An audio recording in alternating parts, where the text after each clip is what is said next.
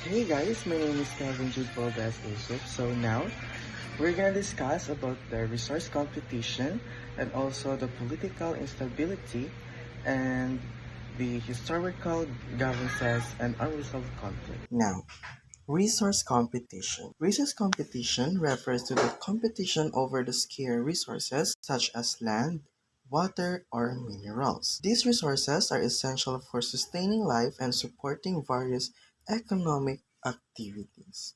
When they become scarce or unevenly distributed, it can lead to conflicts and tensions among different groups or nations. This competition can escalate into armed conflicts, social unrest, or even wars, as different parties vie for control these valuable resources. In other words, ang pagkakaroon ng hindi sapat na pagkukunan ng likas na yaman tulad ng lupa, tubig, o mineral ay maaaring maging isang malaking puot para sa digmaan at hindi kapani-paniwalang pagkabahala sa lipunan.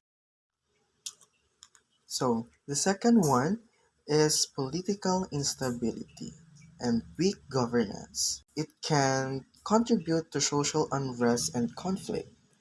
When a government fails to provide the basic services, uphold the rule of law, or address the needs of citizens, it can lead to widespread dissatisfaction and loss of trust in the state. This can create an environment where various groups of factions may seek to challenge the existing government or establish their own, leading to political instability. Additionally, weak governance structures may not be able to effectively manage resources disputes, or enforce laws, further exacerbating tensions and increasing the likelihood of conflict.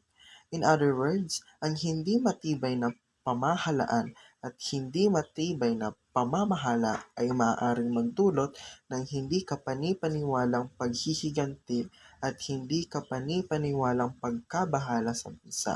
Kapag ang isang pamahalaan ay hindi nakakapagbigay ng pangunahing serbisyo, hindi nakakapagtatag ng batas, o hindi nakakapagbigay ng pangangailangan ng mga mamamayan, maaaring magdulot ito ng malawakang paghihiganti at pagkabahala sa pamahalaan.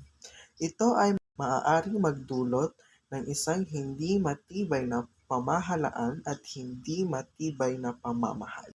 So the third one is historical grievances and unsolved conflicts. So lingering historical grievances and unsolved conflicts can contribute to simmer beneath the surface, ready to reignite tensions and lead to armed conflict or social unrest.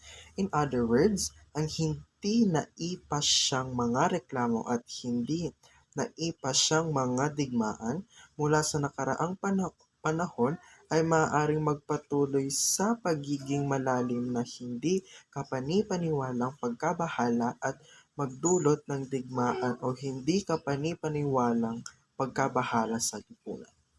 And that's all. Thank you.